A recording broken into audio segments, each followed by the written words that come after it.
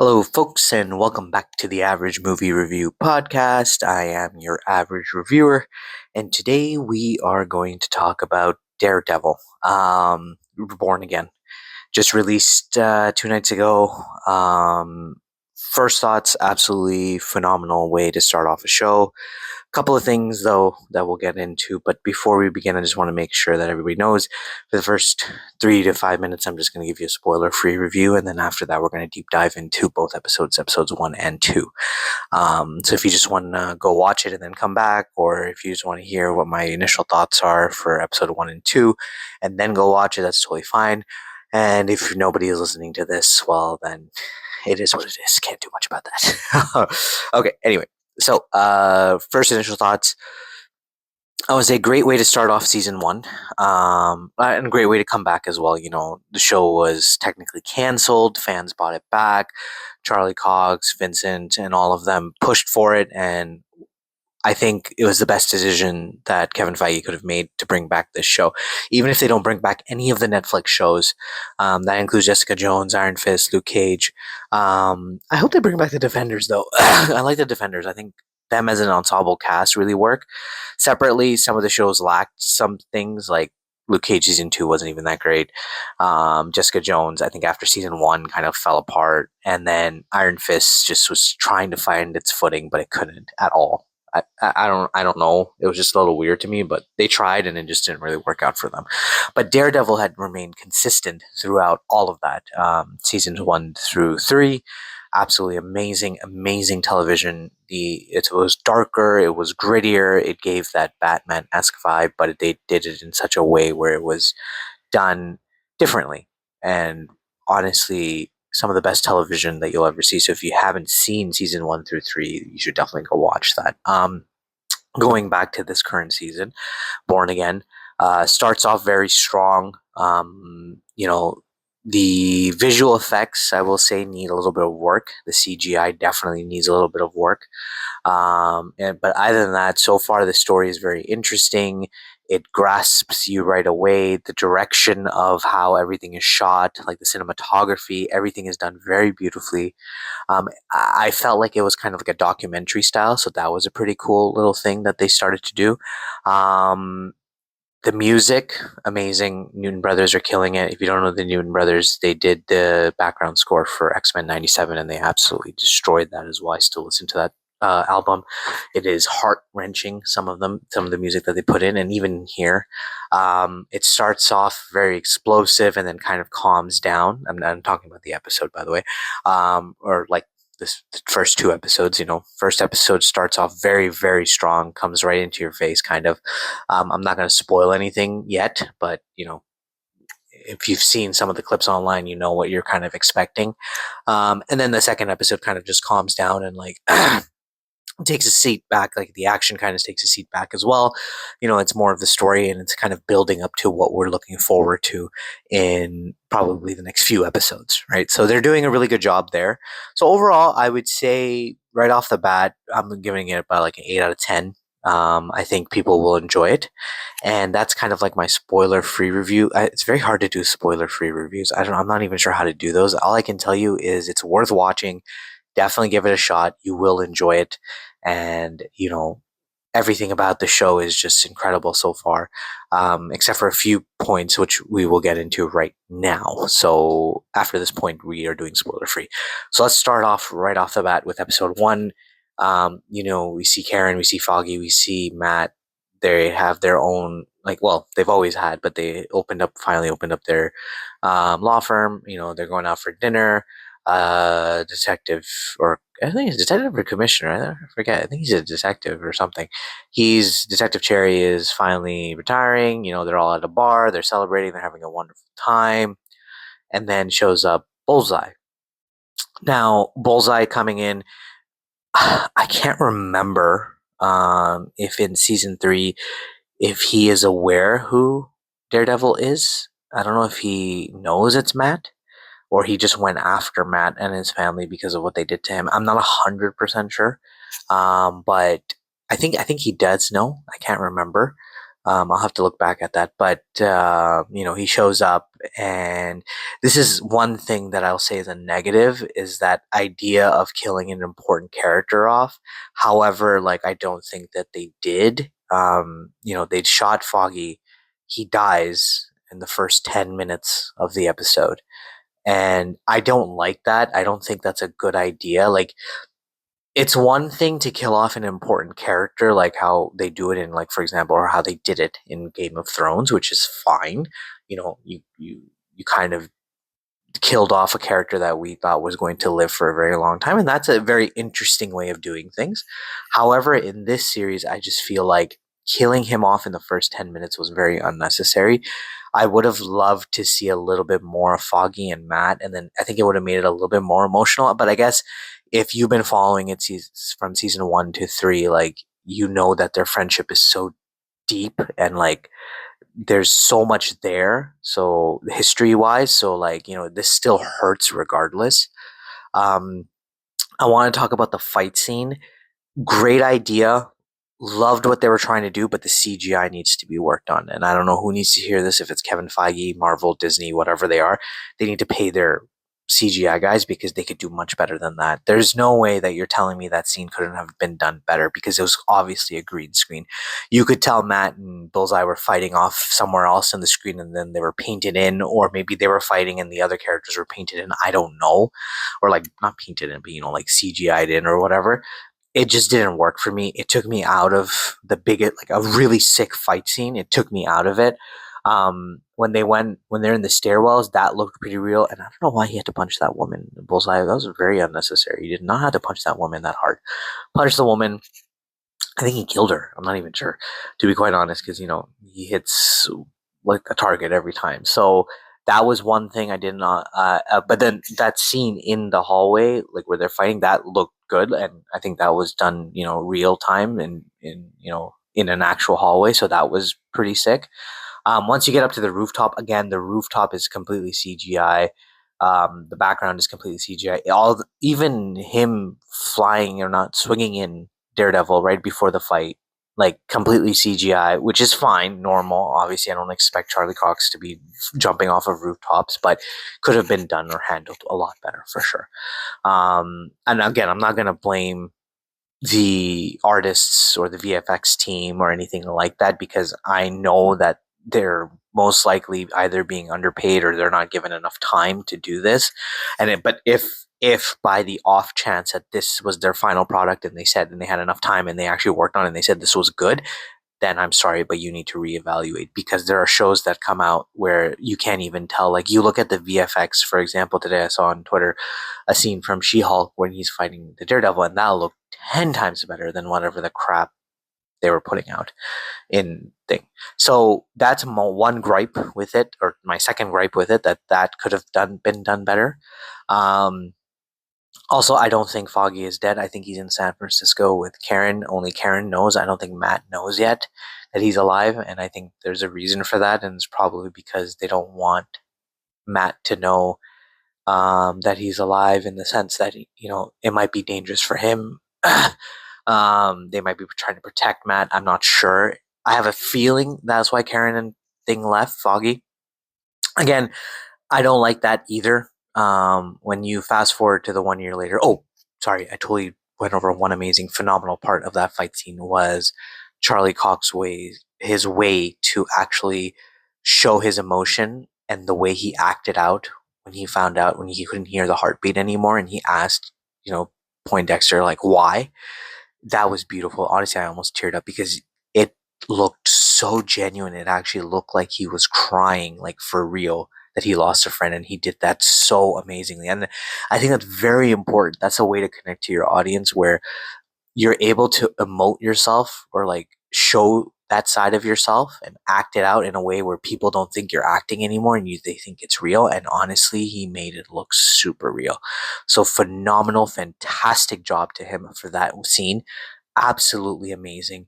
Even the fight scene, like you could see he was putting his heart into it and he was giving it everything he got. He was fighting exactly how a friend would fight for their friend or a brother would fight for their brother. It was just like that. Like you could tell, like he was getting knifed here, shot there, absolutely destroyed, and yet he continued to fight consistently.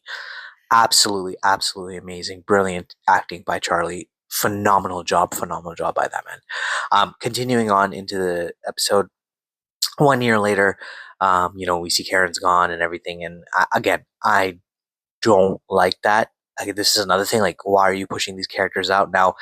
There could be a reason for that because we know that before the show came out, they were mentioning that Karen and Foggy won't be in it, and then they were like, no, they will be in it, and then they were like, no, they won't be in it, but now they confirmed that they'll be back in season 2 completely. So I guess because of that wishy washy, maybe they already shot everything and she was already gone, so she had to be gone. I guess they couldn't just change that, which is fine. But as long as they bring them back, because these are two very important characters that you cannot just erase after 3 seasons. It just doesn't work like that. Like, these characters need to stay. And if these characters never die, like, I'm completely fine with them because they bring so much energy and they bring so much. I don't even know what, like, they fill in the gaps. They really do. Like, they bring so much to the show, so you can't really get rid of these two specific characters. Pushing forward, we get a great vision of the Kingpin. One thing is different here. He went for the opening scene of him. He touches his white suit, but he goes back to this black suit. You see that Vanessa is now running the Kingpin Empire, and she's doing everything she can. Sorry, to maintain the business, and she's doing a phenomenal job. And then Kingpin shows up after so many, I guess, a year or two or whatever, because he got shot. I don't even know how long he's been out for, but he's been out for a while, which actually would be a year because technically it's 1 year later, so he must have been out for quite some time. And they still have respect for him, but he wants to do something different, and he runs for mayor. Pretty different angle completely from there, but everybody knows that this guy's a criminal. There's no way he could win, and then you know he ends up winning right before the episode ends, right? He wins. Um, Matt is exploring new options in the sense of new girlfriends. He's finally open to it. You could tell he's changed. He's given up the Daredevil life in episode 1, right? Like, it's tough for him, but he has these moments where you could see his anger kind of coming out. If you notice in the scene where they announce Poindexter's sentencing, um, when they announce that he's going to be life in prison without parole or whatever at consecutive life sentences, you could see Matt kind of like shake in his seat. I don't know if they did that on purpose or if that was just something Charlie added and they just never really noticed. But he's just sitting there and he's like shaking in his seat out of what I think is more so out of anger than it is out of happiness. I think it was his way of controlling the fact that he could just kill him right now, but he didn't. Also, going back to that fight scene, he pushes him off, and somehow Poindexter's, survives, which is absolutely wild to me. I don't know why or how he survives, but that was a moment for Daredevil. It was, I think, a moment where it could have kind of changed him, but luckily he survived, so he didn't have to really go through much of a change. Because technically Daredevil tries not to kill. It's not his thing, so his mo. So it is what it is. But it was a nice moment there. I want to talk about the opening sequence. I totally forgot about this. I'm so sorry, guys. I'm all over the place because the show was just absolutely brilliant. So I'm trying to just remember everything that I saw. I love the opening sequence. I love how it shows that everything is breaking apart and then it rebuilds Daredevil. So I think that's like the whole theme of the show, that he will be torn down. He will be brought down to his core, pretty much to the point where he can't come back. But then he'll grow and he'll come back as Daredevil and much stronger than usual or before. So I think that was a brilliant, brilliant way of kind of foreshadowing that. And I love the title card. Absolutely beautiful title card. One of the best title cards the MCU has had so far. So hats off to them.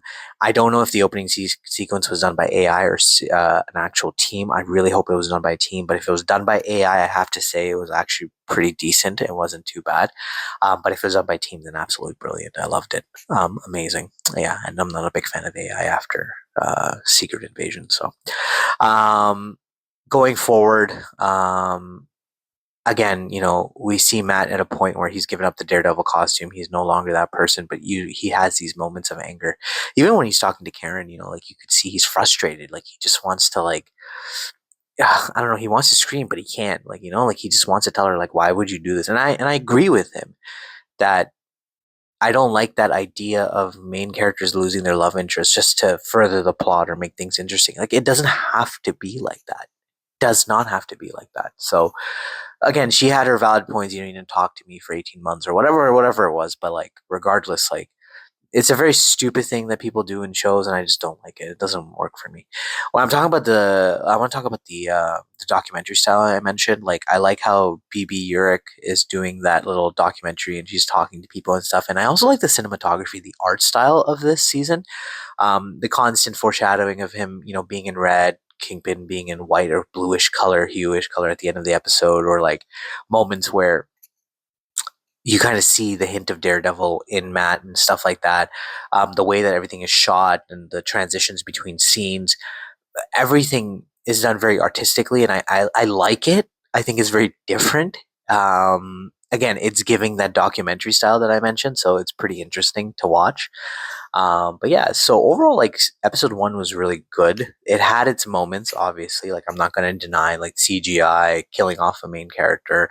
Again, a main character that really doesn't need to be killed off. So that's what I mean. Not like you shouldn't never kill off a main character. Of course you should. Like it makes for interesting and good television, but did not need to be foggy at that moment.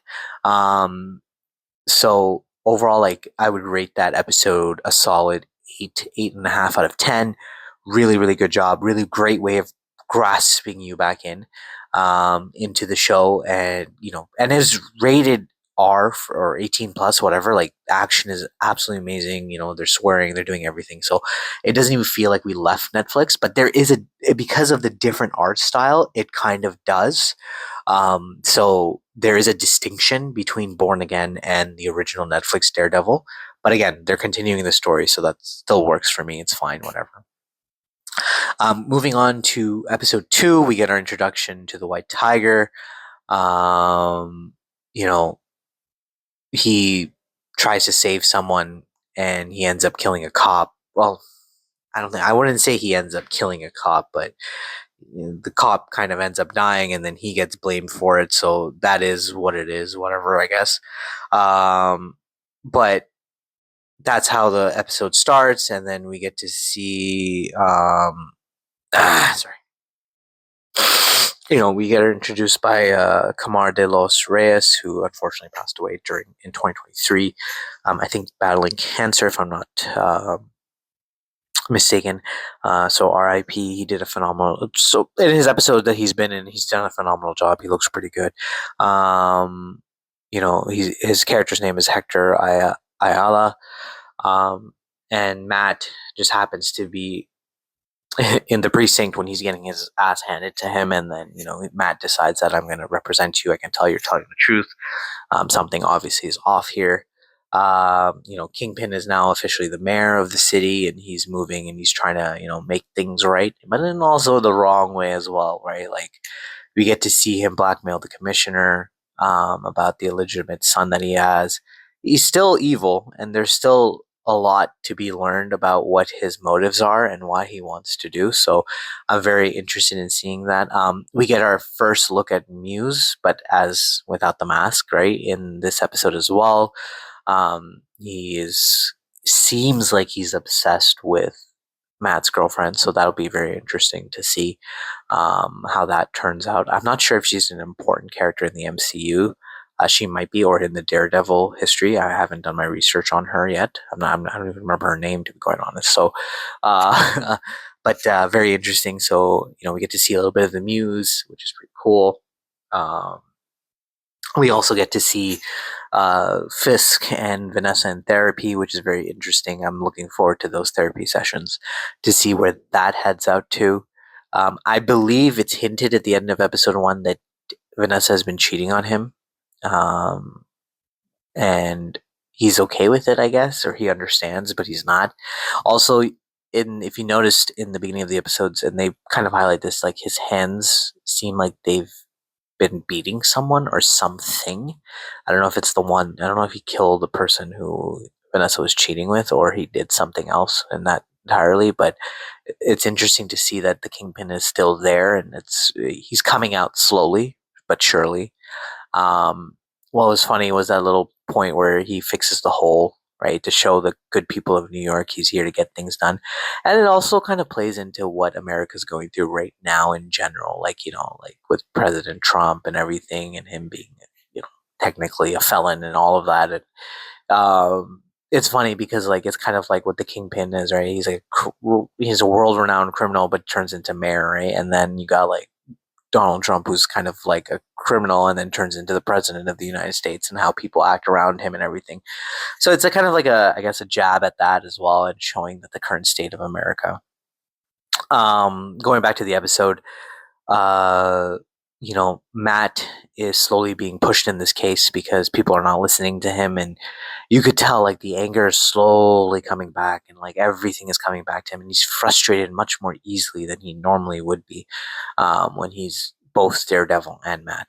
But there's a bit of a balance, but the balance has been kind of ruined, and now he has so much anger built inside of him, he's not even sure what he wants to do, or how he should handle it technically. So that was pretty good. I love the little reference to Daredevil and then White Tiger and then Spider Man. I know Spider Man's in somewhere. Tom Holland is just like, what did I do? I don't even know this guy. So that was pretty cool. Like, to acknowledge him is really, really good. I think that's a really great idea. Um, Episode two, the little talk that they have in the coffee shop, that was another amazing little moment. A little back and forth between Matt and, uh, you know, I guess technically Fisk and Matt at that point, but you could tell like both Daredevil and Kingpin were in the room as well at the same time. So that was done really, really well. That little coffee chat was funny. I enjoyed that a lot. There's a lot of little hidden funny moments in the show that you kind of chuckle and you kind of laugh and you smile, and it kind of gets to you. So I like that. Like, it doesn't need to be super comedic, but it just needs to be funny enough for it to make you chuckle. And I think that's all you need, and especially in shows like this. Like, it doesn't have to be that dark to the point where there's no jokes, but there could be a few jokes or a few moments. Even like the dark jokes are funny too. So I think they do a really, really good job at that. And I hope they continue that throughout the next few episodes.